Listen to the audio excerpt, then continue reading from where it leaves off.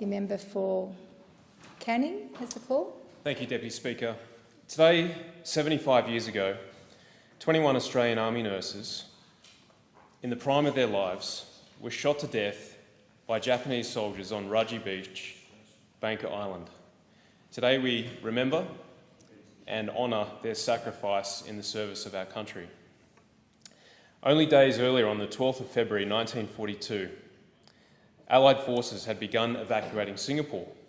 The SS Varnabrook attempted escape, carrying hundreds of injured servicemen, civilians, and 65 Australian Army nurses. The ship was attacked and sunk on February 14. The nurses aboard did their duty and ensured all passengers had been evacuated before themselves jumping into the sea. Approximately 100 of the survivors washed ashore at Raji Beach, Bangka Island, in South Sumatra, Indonesia. Among that number were 22 Australian Army nurses, led by matron Irene Drummond, and immediately they set about tending to the survivors. By the 16th of February, their situation appeared helpless, and it was agreed that they would give themselves up to the Japanese on the island. When the Japanese arrived to take them into captivity, they separated the men from the women, and the men were soon after marched around a headland. The nurses heard a series of shots, after which the Japanese soldiers returned, sat down in front of them and cleaned their bloodied bayonets.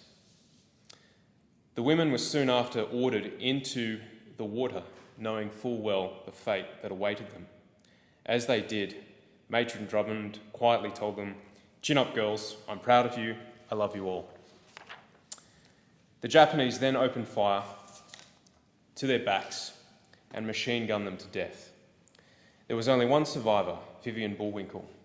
Vivian was shot through the hip, but lay in the water until the Japanese disappeared. She withdrew to the jungle and then treated herself and another surviving soldier. Vivian was eventually captured and spent the rest of the war enduring the brutal captivity of a Japanese prison camp. But her challenges did not end there.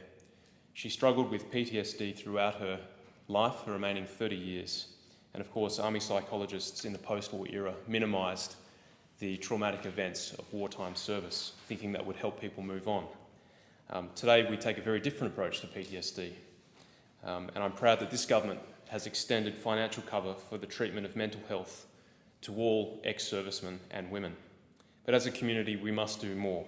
We are all charged with binding the wounds, seen and unseen, of those who have given much to protect us and our interests. And it's our responsibility to preserve the memory of those brave nurses who died 75 years today on that beach on Bangka Island. And I want to acknowledge the member for Boothby for her work in making sure that today was commemorated in the media and in this House. Thank you. I thank the member for Hasty.